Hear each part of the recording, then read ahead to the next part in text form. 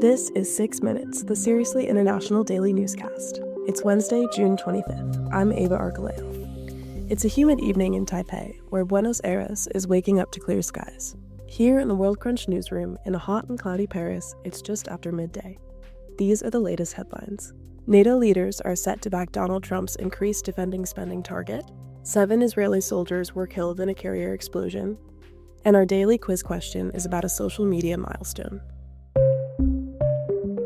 In our top story today, the U.S. brokered Iran-Israel ceasefire is holding into a second day as President Trump dismissed a report on Tehran's nuclear program following attacks by the U.S. and Israel. Trump lashed out against the media in response to a leaked Pentagon intelligence report indicating that U.S. attacks on Iran only delayed Tehran's nuclear production by a few months. Trump insists that the U.S. military strikes on Sunday, quote, totally obliterated Iran's nuclear sites, before leading the way to a rapid ceasefire overnight Monday. Meanwhile, Iran executed 3 men early Wednesday on charges of spying for Israel.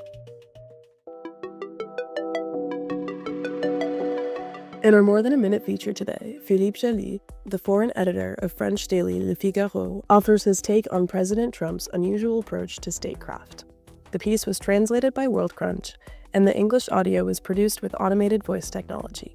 Philippe, tell us how diplomacy looks in the era of Donald Trump. La civilisation a fait un drôle de chemin entre les deux. Civilization has taken a strange path between the 2,000 pages of Leo Tolstoy and Donald Trump's tweets. Today, war and peace are declared in a few concise sentences printed in capital letters. The president of the world's leading power seems convinced that he can bend reality to his will, even the most brutal reality, that of war. The ceasefire, pulled out from under his red MAGA hat on the night of Monday to Tuesday, encountered a few hiccups at the start, but appears to be successfully enforced now that the master of the game has expressed his wrath against any violation. It should be noted that since his transformation into a peacemaker, Trump has treated Israel and Iran as strictly equals, alternately promising them love, peace, and prosperity, or facing his wrath if they stray from the road of truth and righteousness. This development marks an unexpected decline in Israel's strategic advantage. The warlord, who felt triumphant after massive airstrikes against Iranian nuclear sites, floated the idea of a regime change in Tehran, using the slogan, "Make Iran Great Again, MIGA." How did Trump's surprise announcement play out? In the era of Donald Trump, slogans accompany battles and can even influence their outcome. While the region seemed on the brink of escalation Monday evening, the American president fortunately declared that the Iranian response was merely formal, going so far as to thank the mullah's regime for warning him. In the process, Trump announced the strangest of ceasefires, in which he said one of the parties had agreed to endure enemy fire for 12 hours without flinching. All this to end the conflict within the deadline imposed by its new name, the 12-Day War, as a reference, of course, to Israel's victory over the Arab armies in 1967 during the Six-Day War. This peace negotiation looks a little bit like a magic trick. Is the Iranian nuclear issue resolved or merely glossed over? No one knows, not even Trump, what long-term results his quick fixes will yield. This criterion carries little weight compared to publicity stunts and instant celebrations, but in the real world, it could come back to haunt us.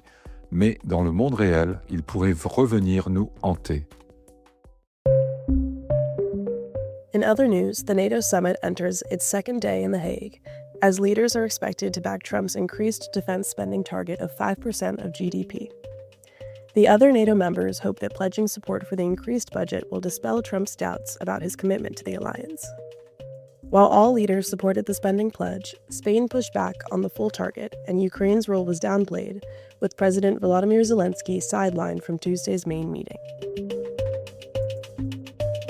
7 Israeli soldiers were killed in Gaza when a Palestinian militant planted an explosive device in their armored vehicle.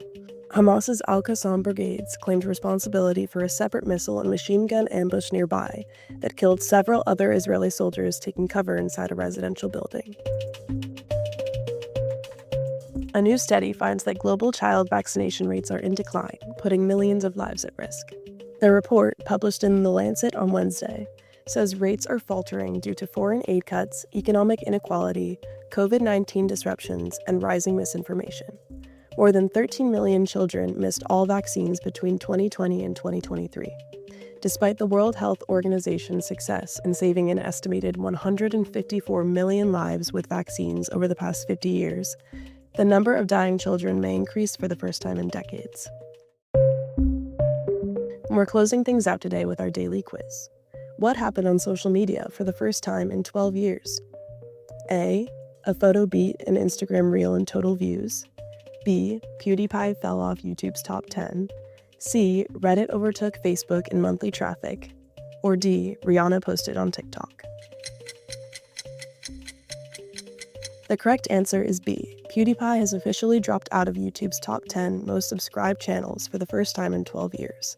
The 35-year-old Swedish YouTuber, real name Felix Arvid Ulf Kjellberg, rose to global fame in the early 2010s through his gaming videos, but stepped back from frequent uploads in recent years to focus on other projects.